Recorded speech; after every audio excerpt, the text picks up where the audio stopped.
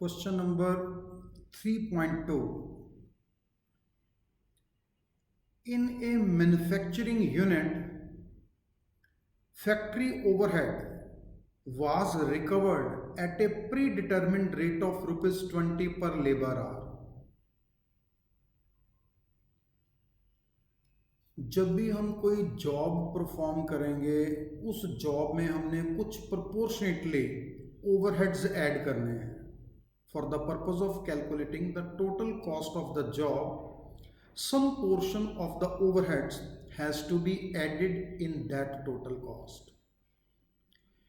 ये जो ओवरहेड्स हम प्रोडक्ट की या जॉब की कॉस्ट में ऐड करते हैं, these are added at a predetermined rate, means the rate which is decided in advance on the basis of past experience.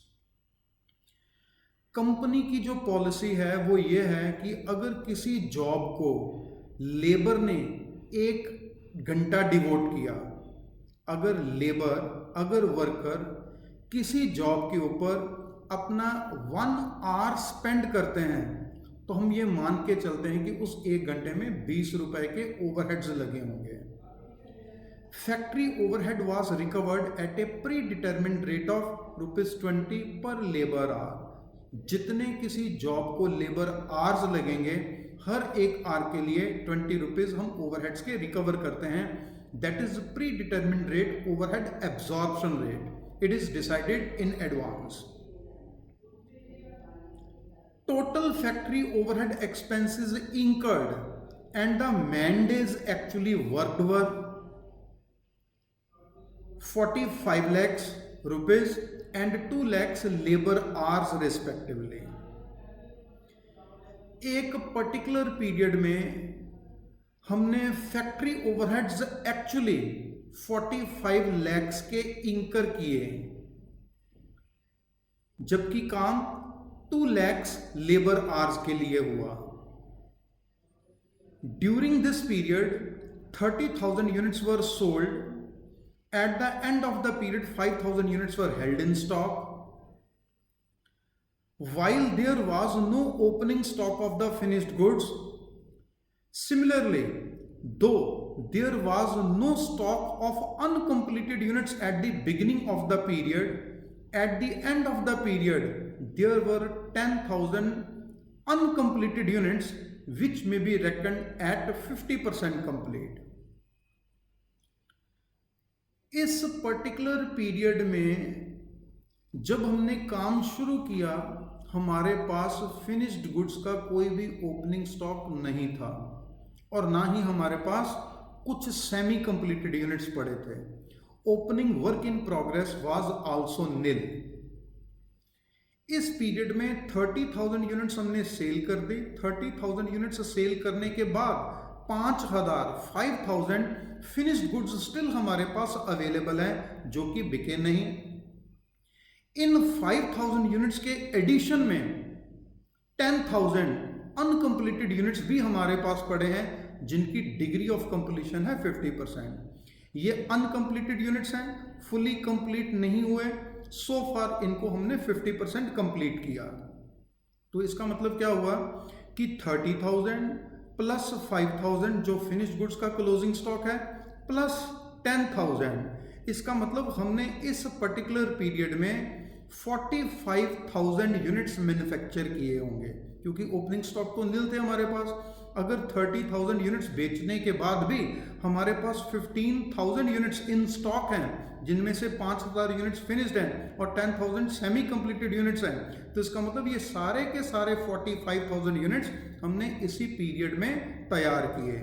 But ये जो 10,000 यूनिट्स हैं ये सिर्फ 50% कंप्लीट है.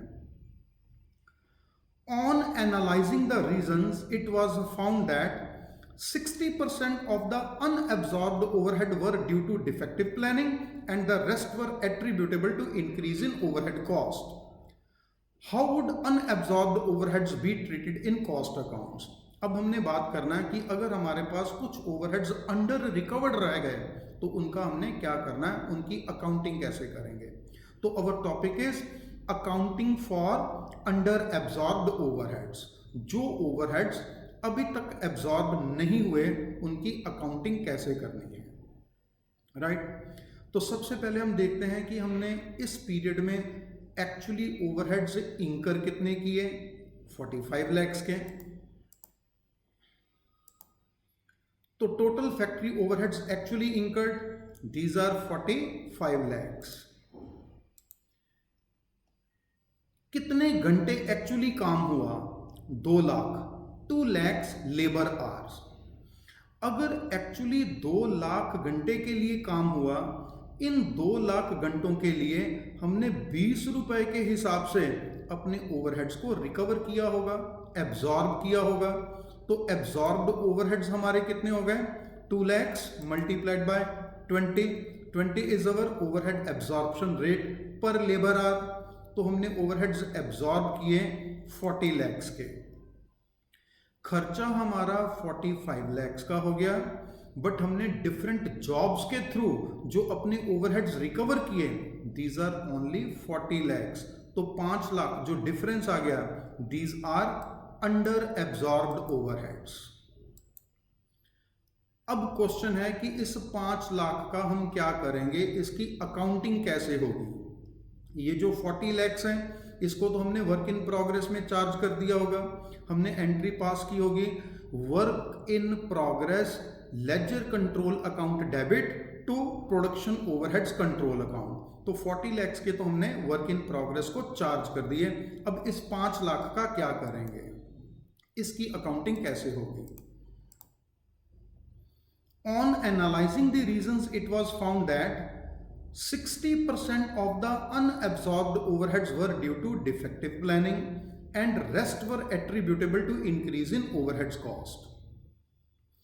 इस 5 लाख में से 60% मीन्स 3 lakhs, ये तो हमारा लॉस हुआ हमारी अपनी ही गलती के कारण, डिफेक्टिव प्लानिंग के कारण। जो हमारी गलती है, डिफेक्टिव प्लानिंग है, उसका बर्डन हम खुद बेयर करेंगे, उसका बर्डन हम अपने कस्टमर्स के ऊपर शिफ्ट नहीं करेंगे। तो इसका मतलब 5 लाख में से जो 60% अंडर एब्जॉर्ब्ड ओवरहेड्स हैं, 3 लाख रुपए, इनको हम क्या करेंगे, कॉस्टिंग P&L में ट्रांसफर कर देंगे। तो 60% ड्यू टू डिफेक्टिव प्लानिंग है, रेस्ट 40% ये इंक्रीज इन ओवरहेड कॉस्ट के कारण है, इसमें हमारी कोई गलती नहीं है। तो ये नॉर्मल लॉस ट्रीट किया जाएगा।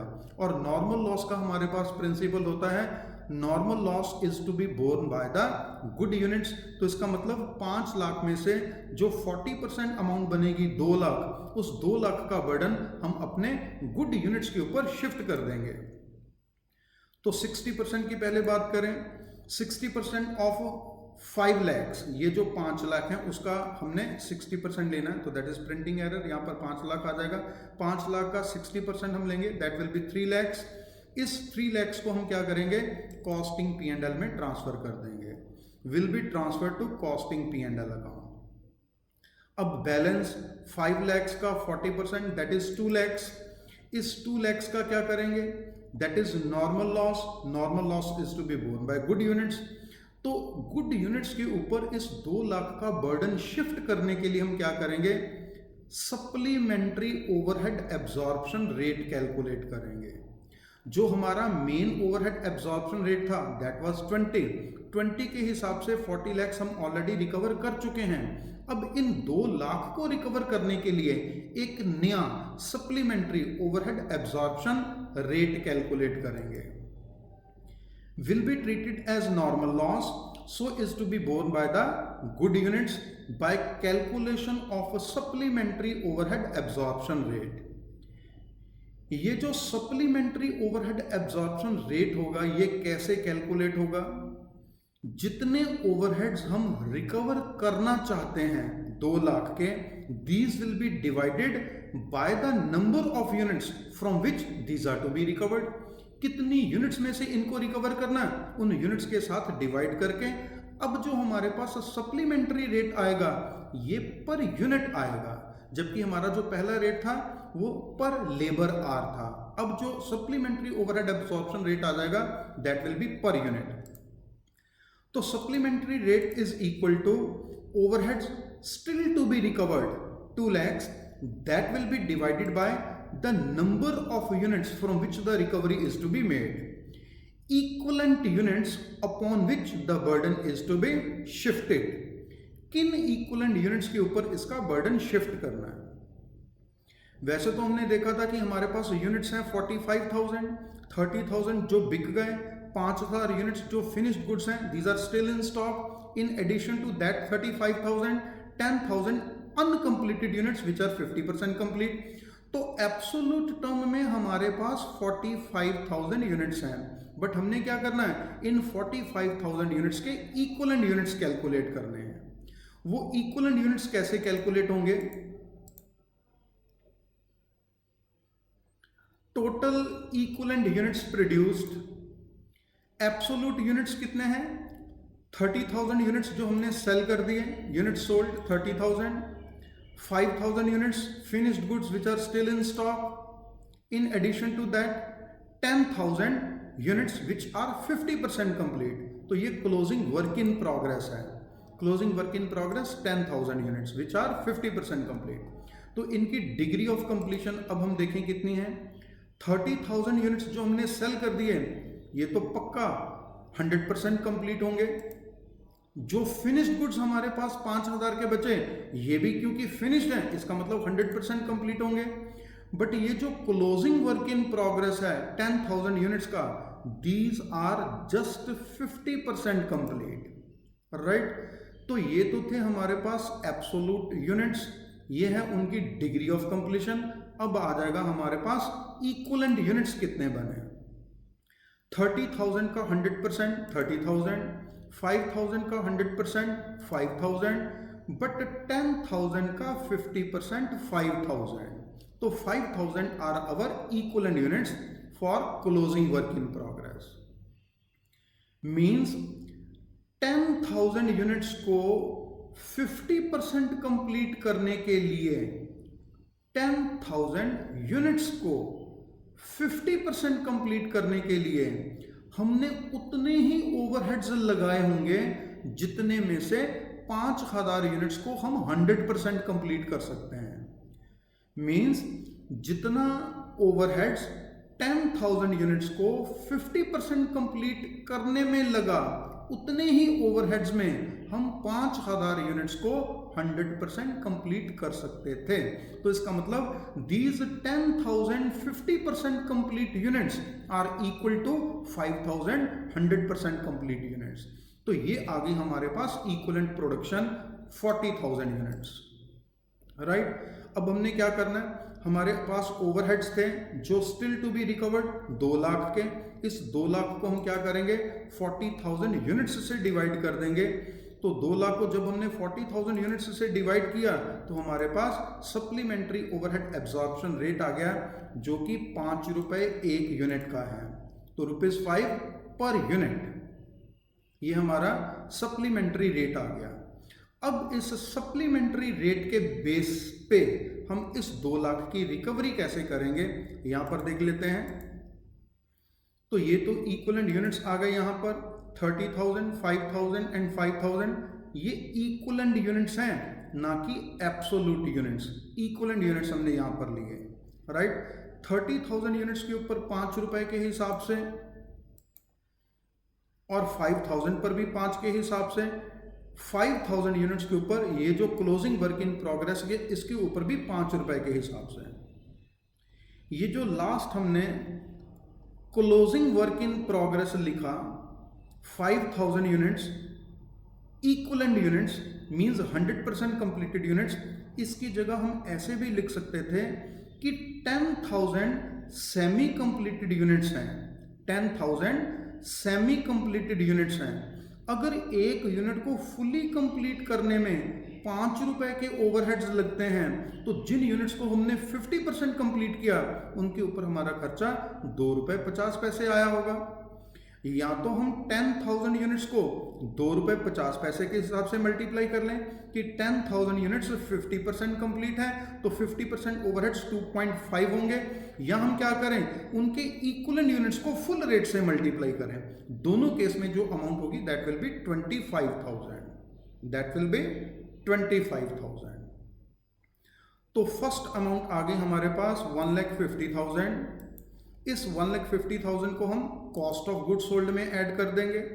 नेक्स्ट आ गया 25,000, ये closing stock of finished goods में ऐड हो जाएगा। और जो नेक्स्ट 25,000 आ रहा है that will be added in closing stock of work in progress, right. तो first 1,50,000 will become part of cost of goods sold. This 25,000 will become part of closing stock of finished goods, and this 25,000 will become part of closing stock of work in progress. ये वाला point फिर मैं repeat करने जा रहा हूं कि ये जो क्लोजिंग वर्क इन प्रोग्रेस है ये 10,000 सेमी कंप्लीटेड यूनिट्स हैं, अनकंप्लीटेड यूनिट्स हैं जिनके ऊपर काम सिर्फ 50% हुआ। अगर एक यूनिट को फुली कंप्लीट करने में 5 रुपए के ओवरहेड्स लगते हैं, राइट, तो जो यूनिट्स 50% कंप्लीट हैं इसका मतलब उसके ऊपर प्रोपोर्शनेटली खर्चा सिर्फ 2 रुपए 50 पैसे आया होगा। या तो हम 10,000 एब्सोल्यूट यूनिट्स को इक्विवेलेंट रेट से मल्टीप्लाई कर लें, 10,000 यूनिट्स के ऊपर 2.5 के हिसाब से 25,000 25,000, या इन 10,000 यूनिट्स के इक्विवेलेंट यूनिट्स ले लें कि ये 10,000 units these are equal to 5,000 fully completed units, 5,000 fully completed units, और इनके ऊपर इक्विवेलेंट रेट की जगह फुल रेट लगा दें, तो इस तरह से ये आ जाएगा। तो ये होगी हमारी अकाउंटिंग फॉर ओवरहेड्स। अब इसको अकाउंट्स की शेप में अगर हमने रिप्रेजेंट करना है तो अकाउंट की शेप में ये कैसे रिप्रेजेंट होगा? हमारे पास बनेगा प्रोडक्शन ओवरहेड्स कंट्रोल अकाउंट, जिसमें हम सबसे पहले एंट्री पास करेंगे जो हमने एक्चुअली ओवरहेड्स इंकर किए। एक्चुअली ओवरहेड्स हमने इंकर किए 45 लाख के, तो 45 लाख की हमारी जो जर्नल एंट्री बनेगी that will be production overheads control account debit to cost ledger control account, to cost ledger control account. तो मैंने सिंपलिसिटी के लिए यहां पर सिर्फ लिख दिया कि these are incurred overheads 45 lakh, right. इन 45 लाख में से 40 लाख के ओवरहेड्स हम ऑलरेडी रिकवर कर चुके हैं इन 2 लाख लेबर आवर्स के ऊपर एट द रेट ऑफ 20, जो कि ऑलरेडी वर्क इन प्रोग्रेस में ट्रांसफर हो चुका है। उसकी एंट्री क्या पास की होगी? उसकी एंट्री होगी work in progress ledger control account debit to production overheads control account, right. तो ये तो एब्जॉर्ब हैं ऑलरेडी कितने 40 लाख के। अब जो अभी हमने डिटेल कैलकुलेट की थी 1,50,000 कॉस्ट ऑफ गुड सोल्ड का पार्ट बनेगा, 25,000 closing stock of finished goods का पार्ट बनेगा, 25,000 closing stock of finished goods का पार्ट बनेगा, and rest 25,000 closing work in progress का पार्ट बन जाएगा 25,000, राइट। इसके अलावा जो उसने कहा था कि 5 लाख में से 60% हमारी अपनी ही डिफेक्टिव प्लानिंग के कारण है, this will be transfer to costing P&L account, right. तो 5 लाख का 60% 3 lakhs due to defective planning, that is abnormal loss. Abnormal loss का बर्डन हम गुड यूनिट्स के ऊपर शिफ्ट नहीं करेंगे, that will be charge to costing P&L account. इस तरह से पूरे के पूरे 45 lakhs की अकाउंटिंग हो जाएगी। क्लियर?